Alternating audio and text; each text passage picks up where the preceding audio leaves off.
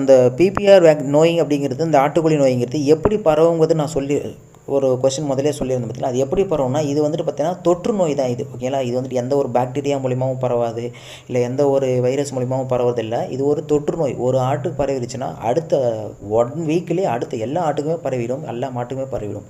ஒரு ஆட்டுக்கு பரவிடுச்சுன்னா அது உடனே அந்த ஆடு வந்துட்டு, அந்த ஆடும் சரி மாடும் சரி தனியாக வச்சு தான் ட்ரீட்மெண்ட் பண்ணணும். பட்டிகள் கூடயே ஒன்றுக்குள்ளே ஒரே ஆடுகள் கூட வந்துட்டு சஃபுல் பண்ணி ஒரே ஆடுகளை ஒன்றா வந்துட்டு சேர்க்கவே கூடாது. அதை தனிமைப்படுத்தி அந்த தனிமைப்படுத்த வைத்தியம் பண்ணிவிட்டு அதுக்கப்புறம் தான் வந்துட்டு அதை வந்துட்டு நம்ம மற்ற பண்ணைகளில் கூட வந்துட்டு கொண்டு வரணும். அது நார்மலாக ஆகி வந்ததுக்கப்புறம் தான்.